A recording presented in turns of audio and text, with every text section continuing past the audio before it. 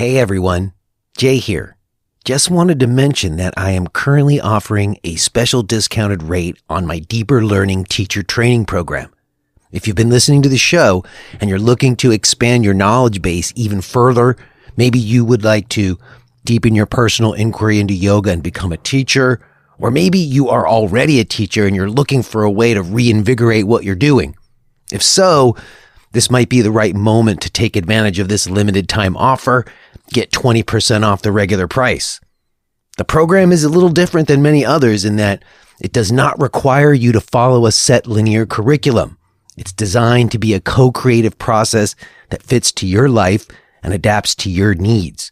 No hoops that you have to jump through, just valuable resources and opportunities to explore with other like-minded folks. You can start anytime, and there are different payment options available. And for a limited time, you can get a special discounted rate. I encourage you to check it out. To find out more and register, go to jbrownyoga.com/training.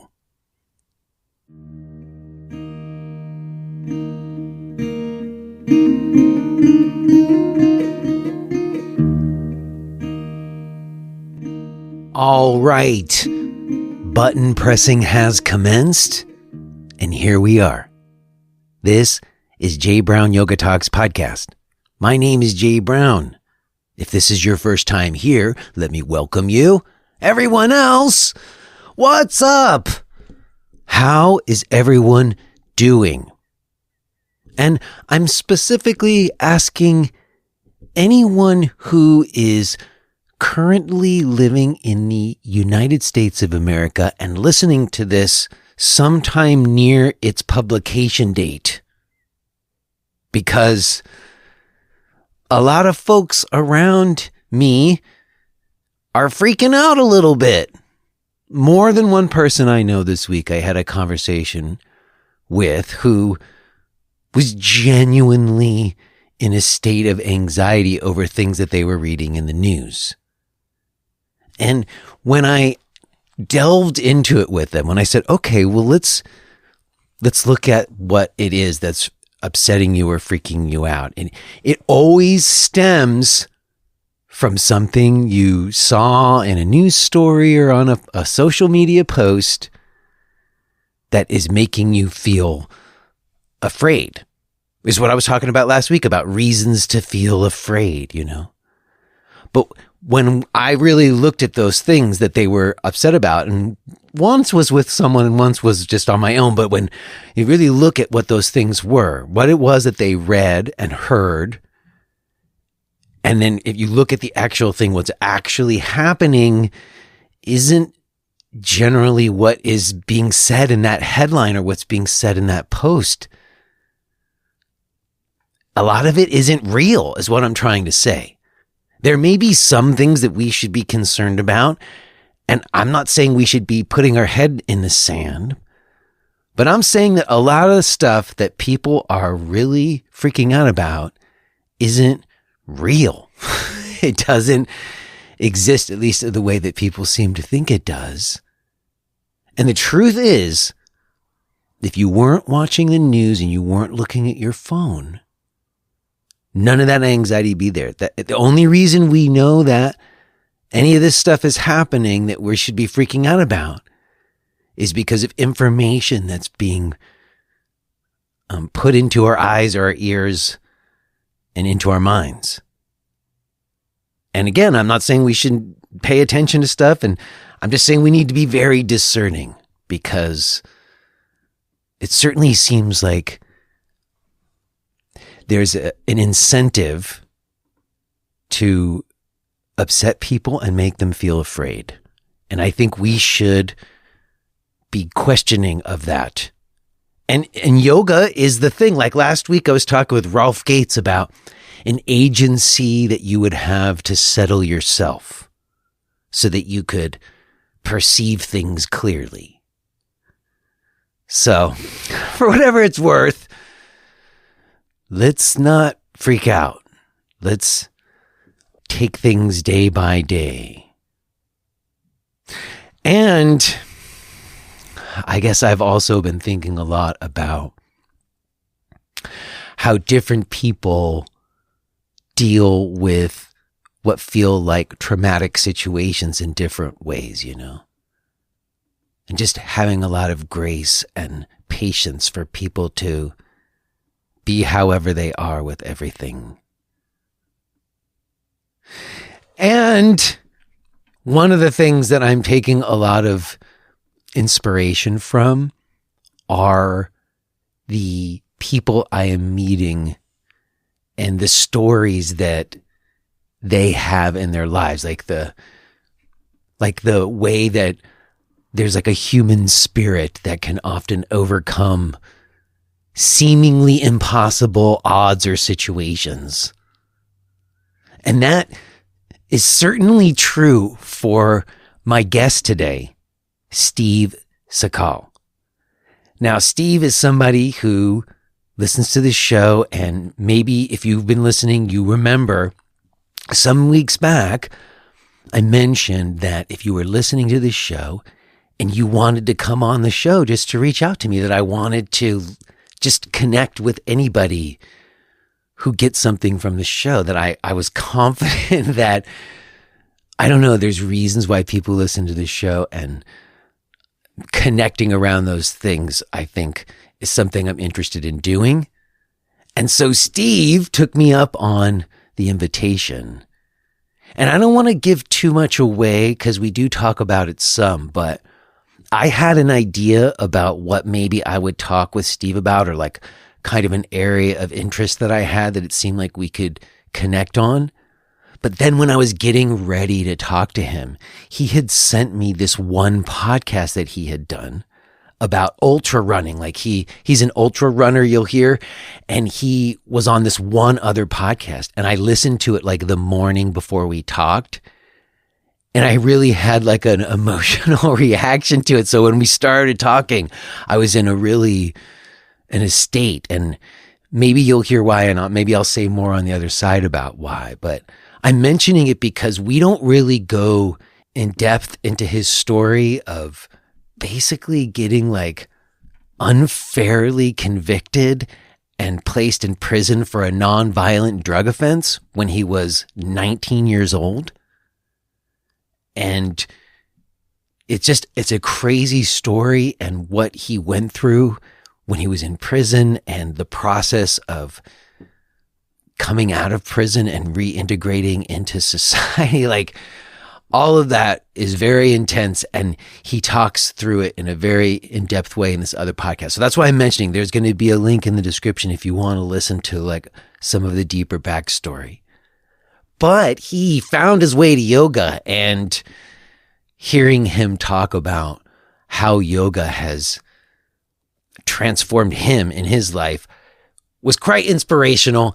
And it was really a pleasure to meet him and connect with him. And I'm very glad to be sharing it with you today. Real quick before we get to it, let me mention that if you're enjoying this show and you want to connect with me in other ways, we can totally do that. I've got ongoing live classes and a weekly discussion group. I've got on-demand videos. Or maybe you would just really want to get into the full-length archives of the show. Not everybody knows the most recent 52 episodes of this show are the full-length episodes, but the older episodes are first half free on the public feed. But if you become a podcast premium subscriber, you get access to that full-length archives. And more than that, you help support this show. We don't do ads. If you go back listen, I used to run ads and have sponsors and stuff, but it was kind of a nightmare. So we do a podcast premium instead. And that's a way for people who listen to this show and would like to support it to do so for as little as $5 a month. So you can find all of my stuff at jbrownyoga.com. Okay? I think that's fine. I will touch base with you on the other side, but let's go ahead and get to it. Let's listen to this conversation that I had with Steve Szakal.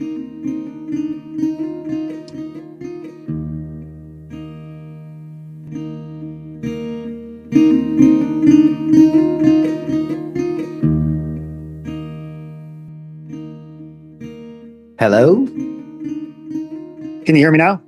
There you are. Hi, Steve. Hello, Jay. What's up? Not too much. How's it going? It's going great. It's an honor to speak with you. I listen every week, and you have a really good podcast. Oh, man. Thank you so much, Steve. I got to tell you, I've had quite an experience getting ready to talk to you today. First of all, you listen, so you know the deal. We're already recording, okay? Yep, sounds good. All right.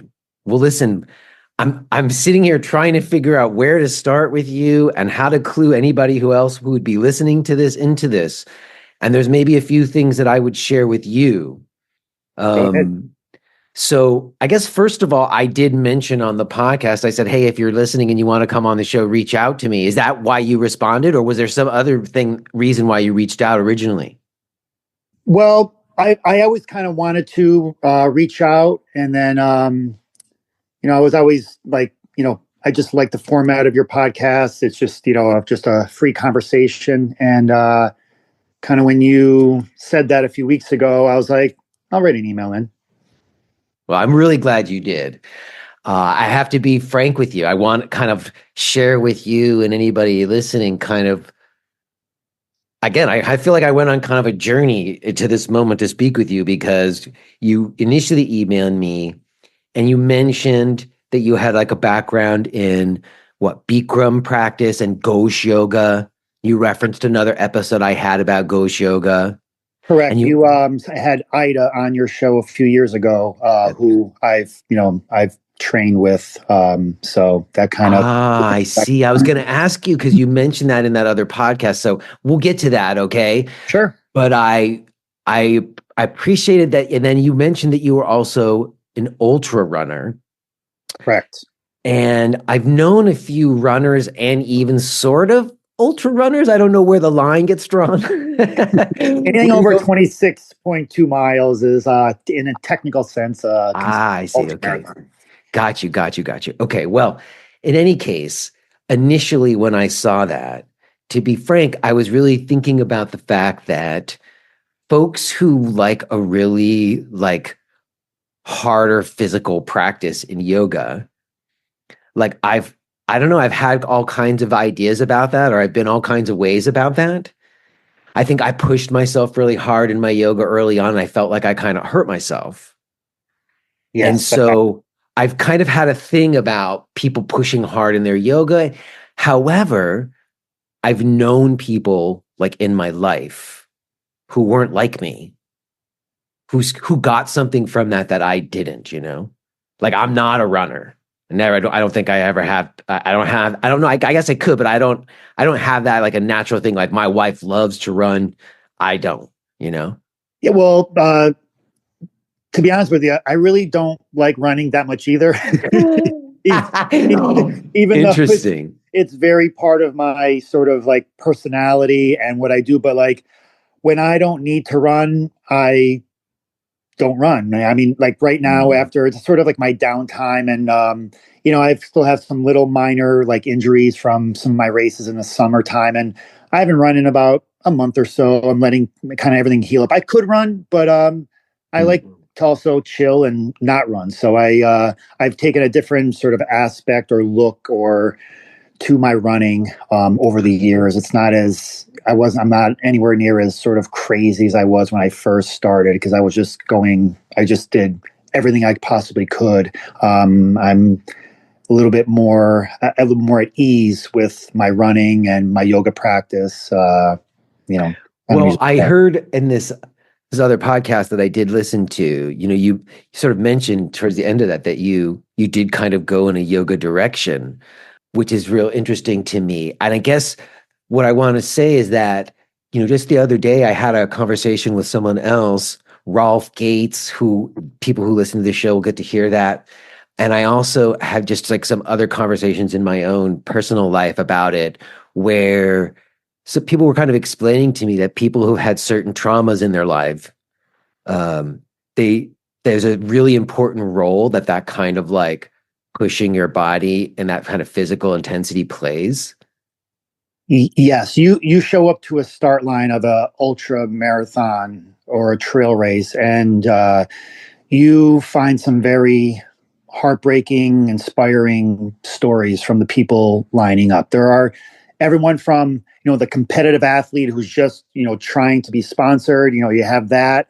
And then to the person who maybe survived breast cancer, to somebody like me who experienced very intense trauma. Somebody lost a child. Like there's a lot of stories in that pack of people that are taking on that mountain or that race or that adventure. There's a lot of very inspiring stories in that lineup. Yes. And, I haven't, again, it hasn't been like my direct experience, but I do recall one time many years ago, even like I was trying to get to like a private yoga session that I had planned. And it was the day of like the New York City Marathon many years ago. Uh-huh. And I couldn't get to the lesson because I couldn't cross because the race was there. And it was like the end of the race. So I watched people finishing and their families. And like what you were saying was so present. Like there was so much behind the race, like so much behind the people, why they were doing it and what was behind it for them and everything.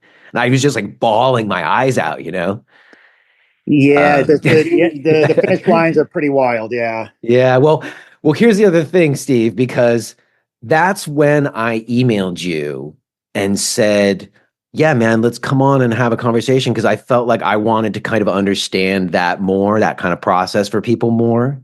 That was Yes. before I listened to the podcast that you sent me. So Okay. this morning, I listened to that podcast.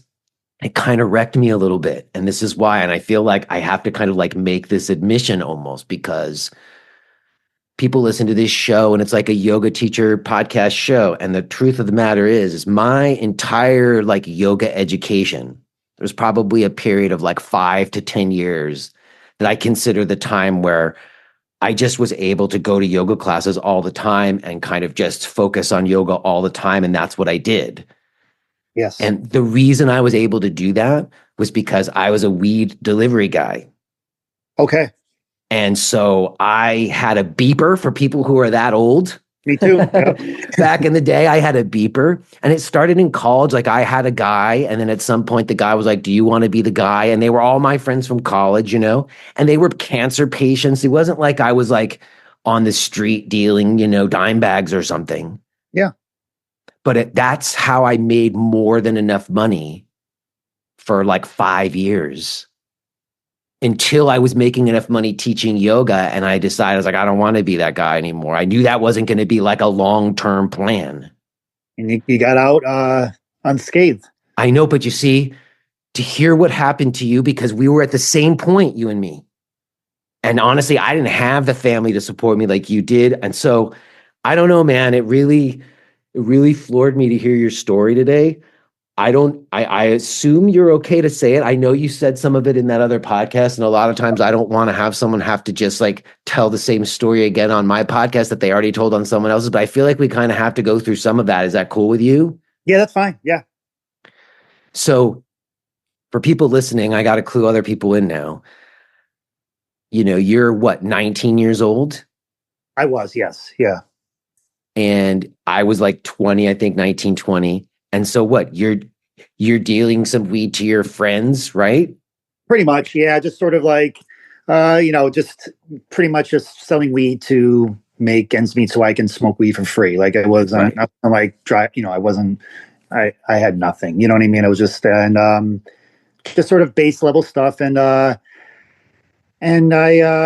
just kind of got wrapped up into the wrong investigation, the wrong time Now, period. It was sort of like, I'm for a second, I'm curious about that. Like, do you have an idea about how that happened? Like, how do you end up being part of that kind of investigation? Do you think that? You end up just dealing to the wrong person, and they might know somebody, and they might know somebody, and they might know somebody, and like if you're a kid who gets caught, you're just like, all right, I got it from him, and then it just sort of snowballed into a thing where I became somewhat of a focal point, and I was just kind of used basically just for an example, it was the height of like the kind of quote war on drugs. Mm-hmm. And it was strange because everything that should have gone right for me worked against me. Like, you know, It seemed like that judge who was in your case had like political aspirations. they did. It was all that. It was just a perfect storm of everything that could go possibly wrong. It was, and then the next thing you know, you're in hell. I mean, the idea that you got sentenced to state prison for 3 to 5 years, 3 to 8 years. It was 3 to 8 years. I ended up serving 2 because I qualified for a boot camp program. And then you spend the next 6 years on parole. So, like in a sense, I just pretty much lost my 20s. Like I was out, but you're never really out. Like it was pretty much the whole thing lasted from 19 to 27. So that was kind of. And I think that, like, to be clear, like, it sounds like people around you were also saying to you, like, I've never seen this before. I can't believe this is happening to you. This shouldn't be happening to you. And then it was happening.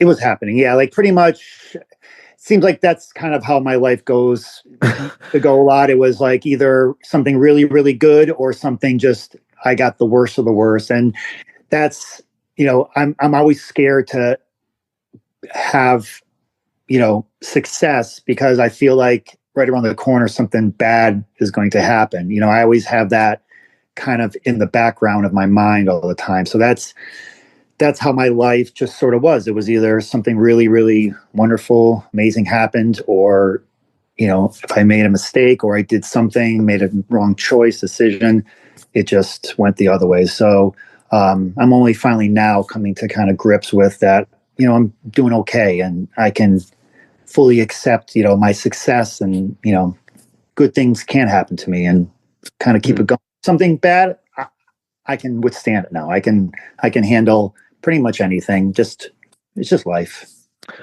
Well, I think the other part of that story of you going to prison, which again, it's just insane to me that you went to prison for like an ounce and a half of weed. I mean, that's insane. And frankly, I mean, even just recently, like all these pardons were handed down for drug, small drug offenses and stuff. Like, yes. Well, I'm. You speak of that. I actually applied for a pardon 2 years ago, and finally, it's being processed. So around April, I'll have a hearing. Wow. So I have a hearing in April, and then you have to have 5. There's 5 sort of judges and then you have to get 3 out of 5 yeses. And then you have like a kind of a Zoom hearing, official pardon where they, you kind of like plead your case. You have to go through one hearing, then another.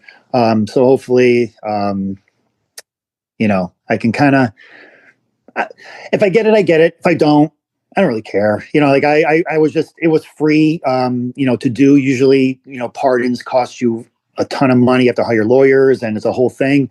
But John Fetterman, he's the senator now. Before he left office, he created sort of this program that was an accelerated for marijuana offenses. So this was kind of as when he was lieutenant governor, his last kind of act to put this in there. So I'm grateful for this program that it's kind of moving through. So, but it's okay. I mean, I'm a yoga teacher, so I don't putting stuff on committed of a crime. I teach yoga. You know what I mean? So it's, I'm in a good place. I'm glad to hear that. But I mean, I'm so glad to hear you kind of feel the way that you're talking about it, because that podcast was even from a few years ago. Yeah, about 3 years ago. And that was weird. That podcast really was the reason that I was able to go to teach yoga full time. Like that, it was his most popular episode. He's a good friend of mine. He's a runner. Once that came out, my classes went from, 10, 12, 13 people to like pretty much kind of sold out or, waitlisted, so that kind of spurred my success in teaching full time, my popularity, I guess, and people really resonated with that. And him and I are just really, he helped me, I helped him. He's a good friend of mine, and it just really enabled both of us to kind of do what we want in our lives. So I'm grateful to him. Well, I really appreciated it, and I'm happy to kind of link to it and let people hear that too, because it just seemed like he also really understood like the prison system, and for his work, he kind of understood your situation in ways other people wouldn't also. Yeah, yeah. And I guess my question about that, and I hate to like kind of compare it to other things, but I was remarking to someone recently how, my kids, they get health insurance through the Pennsylvania Department of Health and Human Services, because of my income level as a yoga teacher on paper, essentially. Yes. And I'm grateful for that they have gotten like they get their medical coverage through that. But like being part of that system is incredibly dehumanizing. Like it's really horrible what like a kind of system like that does. And it seems like going into prison is like kind of epitome of that. Yes, it's I got to see firsthand, what happens, that people, I've seen things that people don't see, but people see it. People also see it on their daily basis. People who deal with the government, and these are this is rich and poor, and wealth and no wealth, and people out there have it really hard, and sometimes the system can really just drain people. There's a lot of casualties in when it comes to things in the government. Yeah. Right. All right. Well, we can refer people to that stuff if they want to get more into the nitty gritty of that. Sure. And then, you talk quite a bit about how you sort of come to running, and about how you sort of identified, you're like, I'm good at working hard. Yeah. I grew up in Scranton, blue collar town. People in Scranton, we work hard. And I delivered furniture for 22 years. I did manual labor because I just wanted to kind of have a job where I hid. I just wanted to work and go home and wake up next day and do the same thing. So the running just came naturally, where like I know how to work hard. And really, doing manual labor for most of my life, when I came out of prison for the next 20 years, it was kind of like a 20-year sleep I did. And I got off the couch one day and I said, I need to do something. And I just literally just got up and ran up the road. I ran a mile up, mile back. I couldn't walk for like a week because I was just so sore, because I didn't really have good running shoes. I just ran in heavy sweat. I just got up. I did like a Forrest Gump. I got up and I ran, and and I couldn't walk. But in that 2-mile run, I was like, I'm going to train for a marathon. I like it, literally things just come to me. When I do things, a thought comes to my head. I'm like, let's just do it. And in that 1 year, I trained for a marathon. But in that year, I ran a half marathon, like in that, a few months in, and I got hurt. I hurt my leg. I couldn't walk the next day. I went to the doctor. My IT band was all messed up. And then I needed to do something. And I was like, I got to do something. I can't run. And so I just signed up for, it just said hot yoga. It was a studio 2 miles from my house. And I walked in there and it just said hot yoga on the schedule. And it was 90 minutes. There was 26 postures and 2 breathing exercises. And I, found out the next day it was considered a Bikram class. And, me starting to run, getting hurt, led me into yoga. And that kind of morphed in what I am today. So it was, they kind of went hand in hand. If I didn't destroy my body doing manual labor, I would have never started to run. If I never got hurt running, I would have never got into yoga and been teaching yoga now. So it was all kind of melded in. So can we put it on a timeline? When do you start going to hot yoga classes? What year is it? Okay, so I was around 35 years old. So I'm 46 now. So like 11, I guess 11 and a half years ago, I started running. And then about 3 to 4 months into running, I ran a half marathon. I was kind of like training for the big marathon that came like a year after I started running. So I'd run like a 10-mile race. And then, so that was about 6 months in that I started doing yoga, and I went 3 times a week, Wednesday, Saturday, and Sunday, 3 Bikram classes a week. And I kept that, I just kept that consistent practice. And I was like, that was early days of that's when I was really crazy. Like I would run 25 miles before the Saturday 8 a.m. class. Like I would wake up at 3.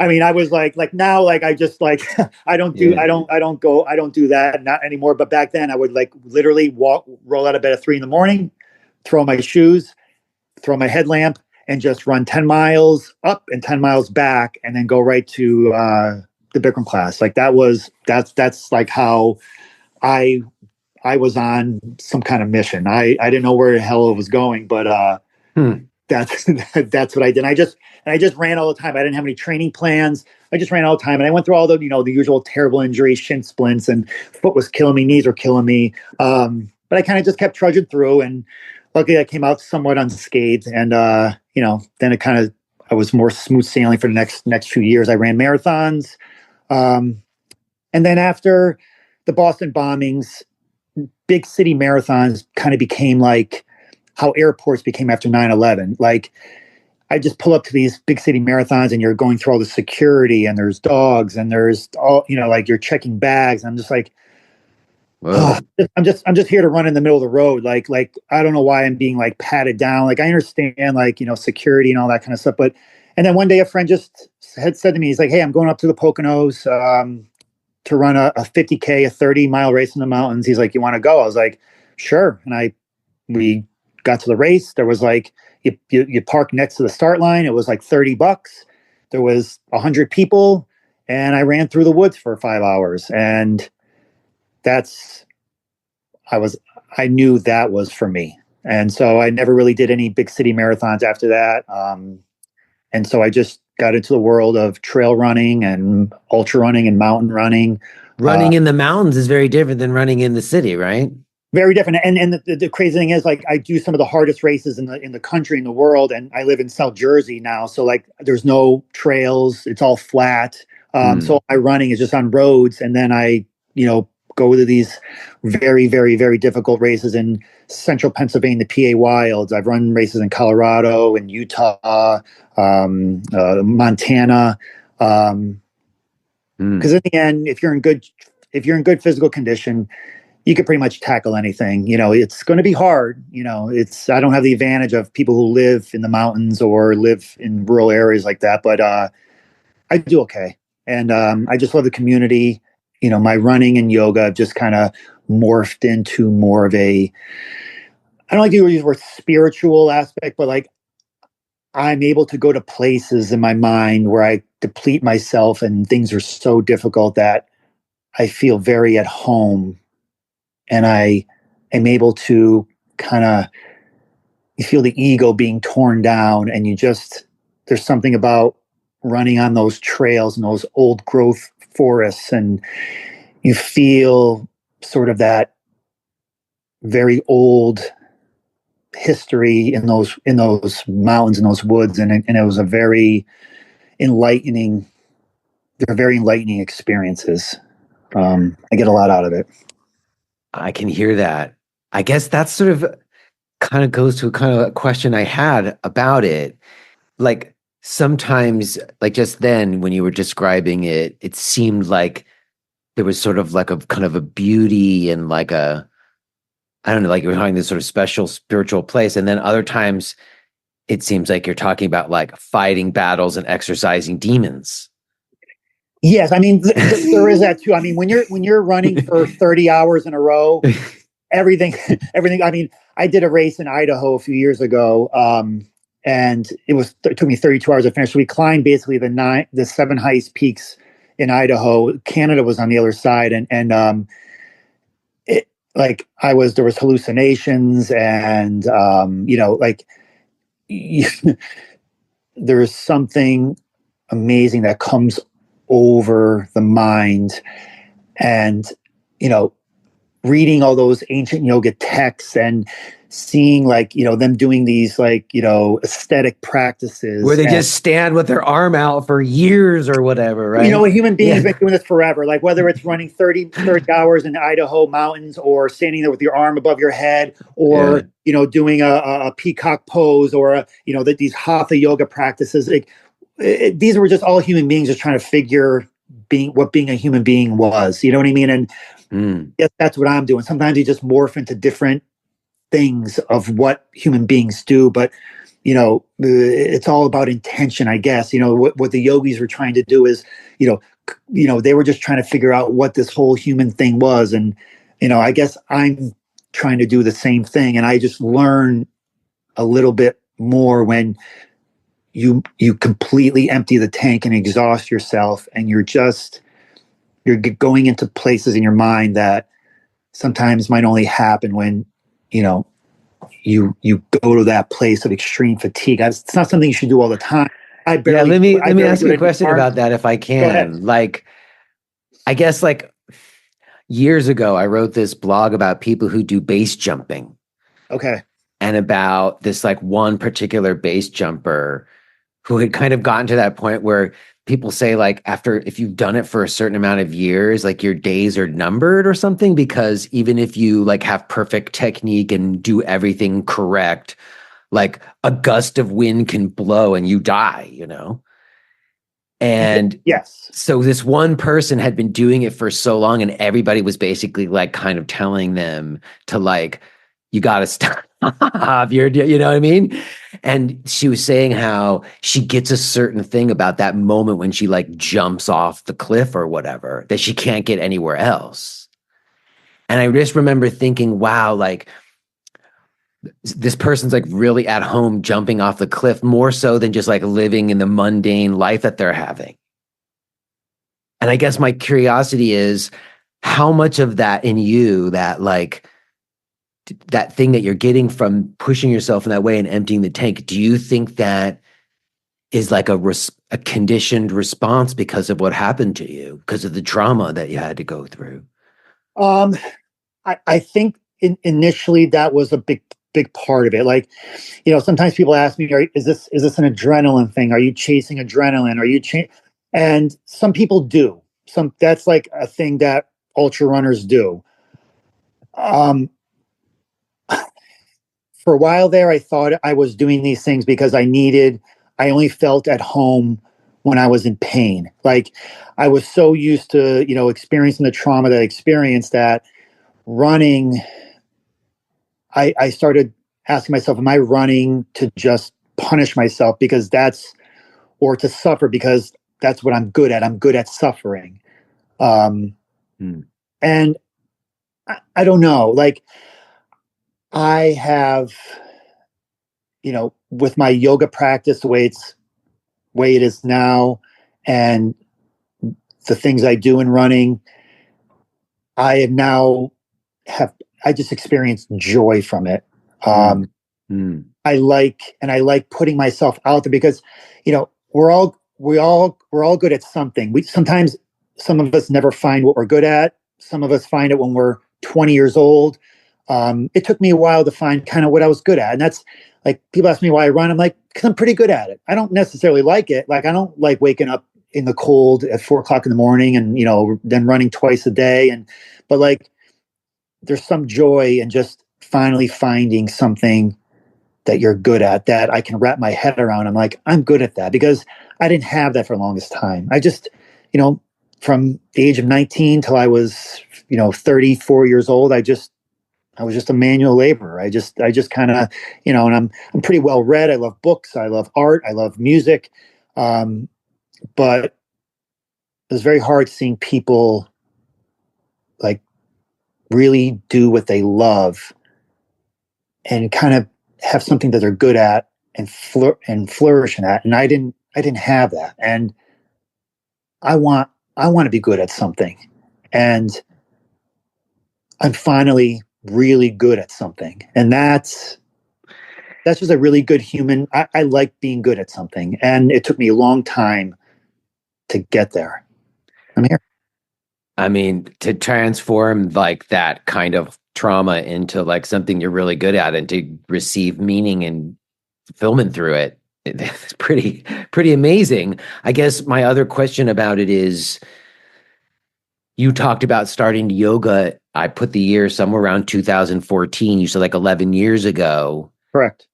At that time, were you still on parole? No, no, it was 2000, so 97, so 2004, or it was 8 years, so 1997, or yep, 97, 2005, I was done. So Yeah. it was another 10 years after when I started running and started doing yoga. Yeah, it was that long. I just kind of, faded into the background, and then kind of reappeared into something when I was 34 years old. So Okay, so yoga starts out, it seems like how much of it was just to like help you feel physically better so you could run? And that how much of it was like you getting something from yoga that you weren't getting from running? Well, I started off just trying to, like, I needed something intense, and the Bikram class, it's hot. It's 90 minutes, like, and it was simple. Like, there was no like You flow. learned it, like you said, 26 poses, 2 breathing exercises. Yep, Yeah. you're getting, and you can make them. You pick your sort of level of intensity. You want to go hard in that class, you go hard. If you want to take it easy, like, so it's kind of very individual. Like, you're on your mat. Mm. You're doing. You know what you're going to get. So the level of your effort is up to you. So I like the simplicity of it. The no music. Just very sort of blank, sort of just blank slate.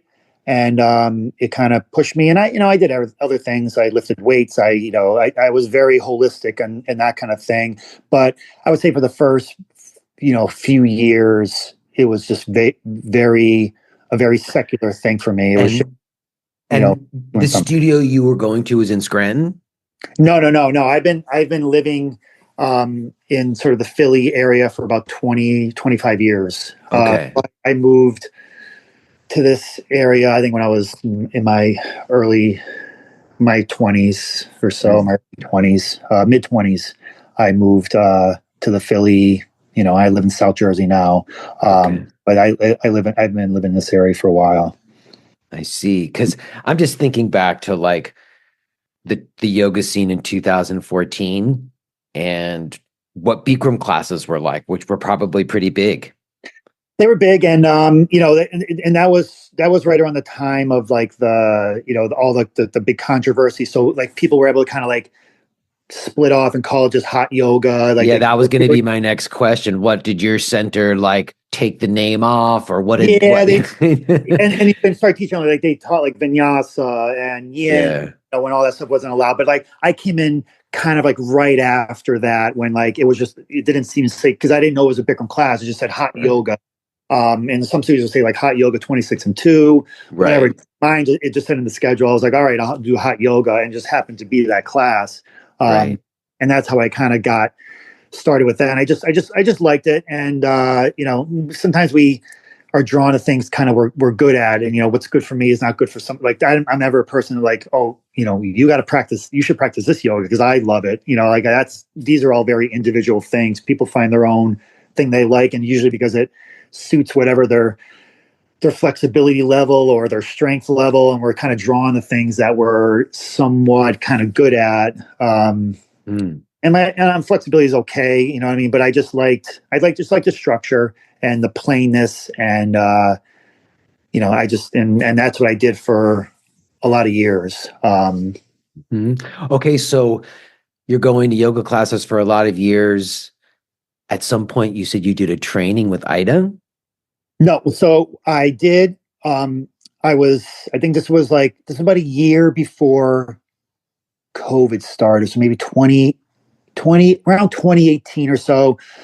I was just driving with my daughter, and I was just like, I kind of had, like, a little bit of a, just like a moment. I was just like, I can't I don't want to wake up when I'm 80 years old, this sort of person just in manual labor their whole life. I'm like, I I need to do something. Like I can't, I know I was meant to do something else. Mm. And there was this one teacher I had, her name, I had it a few times. She subbed a few times at the studio that I normally practice at. Her name was Suzanne. And she owned the studio. And I just reached out to her on Facebook. I was like, hey, have you ever trained anybody to like be a teacher? And I'm like, because I really like the way you teach. She trained originally under Bikram, and then she trained under Tony Sanchez, who Scott Knight, trained under the Gosh Yoga people. A little bit more of a laid back sort of style. That was going to be my question about it. Like, what what sort of distinctions in your mind are there, or what are differences between like a straight 26-2 Bikram class and like studying Gosh Yoga? Okay, so there's no dialogue. So in Bikram, if you go to like a authentic Bikram training, like I'm doing in Thailand now or whenever you went, you learn a specific, like you say a dialogue. Yeah, it's like a script. They gave you a script to do. Yeah. So Tony originally was one of Bikram's best students in the 70s. They had a falling out. He went his own way. So you teach yoga in a way where it's more anatomy based and there's no set dialogue. You just, it's more of an intuitive thing, teaching somebody movement. So you don't stick to a straight script. You still, in the Bikram class, you do 26 postures, but I never learned like a dialogue. It's very, very minimal. So I would get some person into a posture, instruct them how to set up their hands, their arms, and then kind of just let them be. And then, come out and we do the next one. That's kind of like, and it's still a heated room, right? Heated room. Yeah. I mean, like, well, the studio that I trained in, Suzanne, in person she trained under Tony, the heat was a little bit lower. So like Bikram would be like a 105, 110, very hot. She started lowering the heat and going around like 95 to maybe 100. So the heat didn't take away from the postures. Like sometimes the heat just takes away from the poses. Like it's just so hot in there. I mean, that was my experience when I went to some Bikram classes back in the day. It was just like the heat was so overbearing. For me personally, it was too much. Yeah. And it became too much for me. I just started being like, I couldn't, it was becoming very stressful for me. So I started to kind of back away from the heat. And then, then I started teaching about 6 months before COVID hit. So here I am teaching. I was teaching one class a week on a Saturday morning. And, I built that program up at that, the Bikram program was kind of fading there. And I built it back up, filled that class. And she gave me another class on a Wednesday. And I was doing really well. And then all of a sudden there's, see the news and all of a sudden, Governor Murphy at the time, the world just kind of fell apart. And like, again, here we go. Like everything was going really, really, really well. And then I'm finally doing something I really love. And at that point, we thought maybe there would never be yoga classes ever again. I mean, that's how scary it was. So that's when but I stay strong. I did what I could. We taught some online classes. Once we were allowed to like gather outside, we taught classes outside, and those outside classes we taught behind the studio. It was behind a Chinese food place and a pizza place. So in the evening, it smelled like Chinese food and pizza outside, and nobody cared. We were all together doing yoga, and I saw some of those people that was their first yoga class they ever took was me outside and during COVID, and some of those people are still my great friends to this day. So, well, I guess if you can run ultra marathons, you can get through some stinky yoga classes. We can. They were the best yoga classes I ever taught. It was just, it was really nice. And then, this was around that time where maybe a little after kind of like COVID, when I kind of connected with Scott Knight of Gosh Yoga and meeting them kind of just really changed the trajectory of my life. Like they really changed, they changed my life. Okay. Can we say more about that? How so? What what's that process of, what did that teacher, was it about the relationship? Was it about something different about in practice? What were So they were just, first of all, they're just really good people. They're scholars first and foremost. They're, published authors. They're all about like practical history, not just sort of like. If you are hearing this message, then you're listening to the free version of J. Brown Yoga Talks. To hear the rest of our conversation, please subscribe to Podcast Premium at jbrownyoga.com/premium.